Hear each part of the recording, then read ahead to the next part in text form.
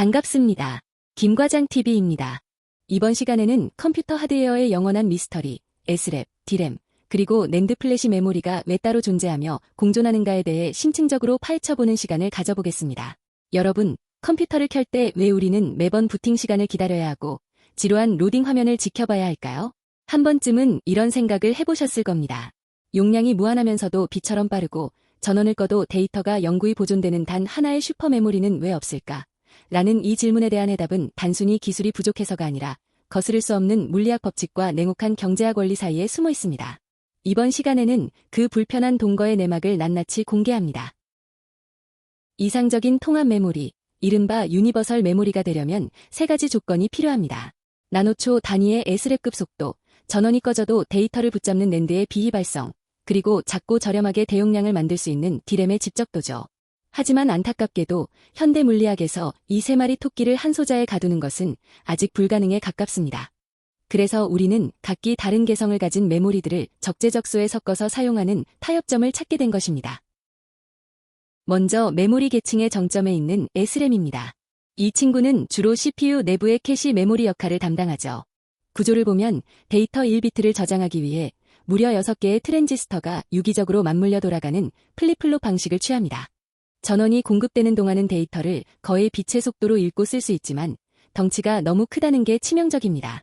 같은 면적에 저장할 수 있는 양이 적어 대용량으로 만들면 가격이 천문학적으로 비싸지는 귀족 메모리라고 할 수 있습니다. 다음은 우리가 흔히 램이라고 부르는 D램입니다. 이 소자는 트랜지스터 하나와 전하를 담는 커패시터 하나로 이루어진 아주 단순한 구조입니다. 덕분에 S램보다 훨씬 많은 데이터를 좁은 공간에 빽빽하게 담을 수 있어 메인 메모리로 제격이죠. 하지만 단점이 있습니다. 커패시터에 담긴 전하가 마치 구멍난 양동이처럼 시간이 지나면 저절로 새어나갑니다.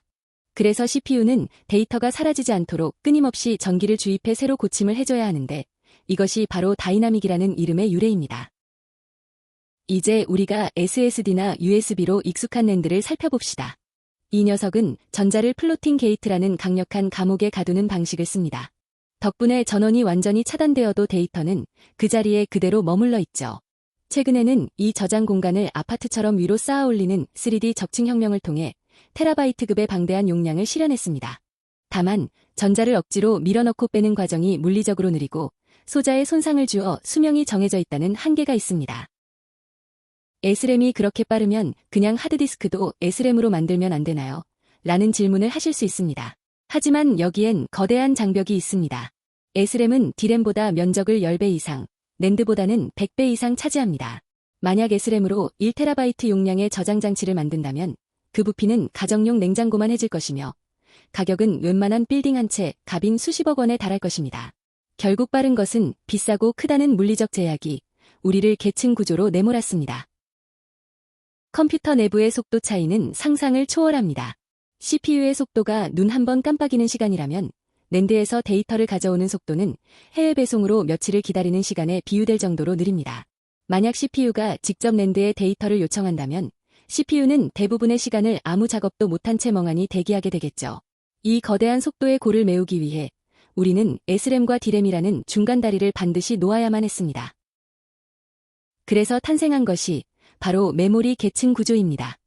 자주 쓰는 데이터는 가장 가깝고 빠른 곳에 둔다는 것이 이 구조의 핵심 아이디어죠. S램은 지금 당장 계산대 위에 올려둔 데이터입니다. D램은 곧 사용하기 위해 대기실에 모아둔 데이터죠. 낸드는 언젠가 꺼내볼 모든 지식이 담긴 거대한 지하 보관소입니다. 이 유기적인 협업 덕분에 우리는 S램처럼 빠르면서도 낸드처럼 거대한 컴퓨터를 쓴다는 기분 좋은 착각을 하게 됩니다. 메모리의 또 다른 개성은 휘발성입니다.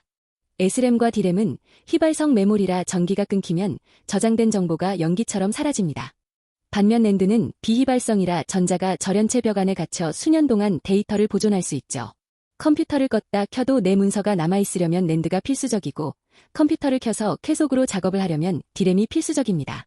전원이 들어온 상태의 역동성과 전원이 나간 상태의 안정성을 동시에 확보하기 위한 필연적인 공존인 셈이죠.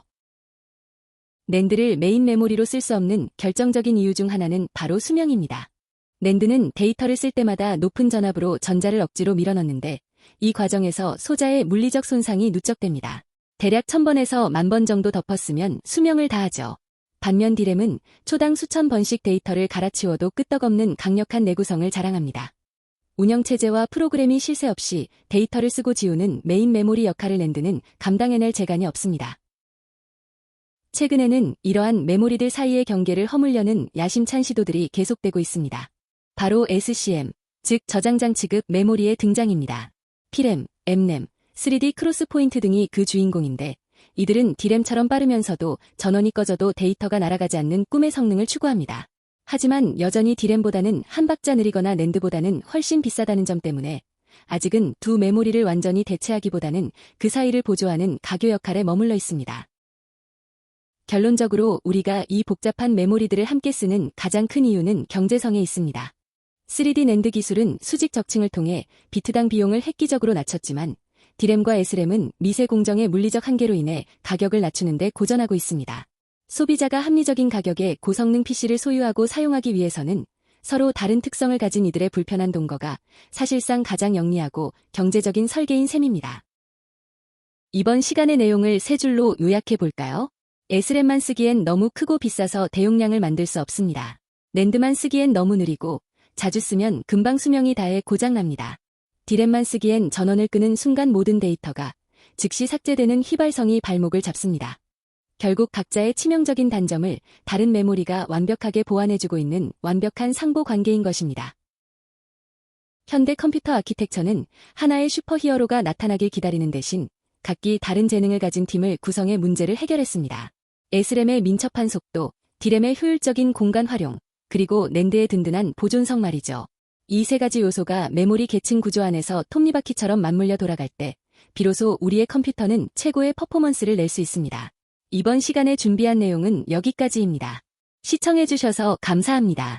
지금까지 김과장TV였습니다.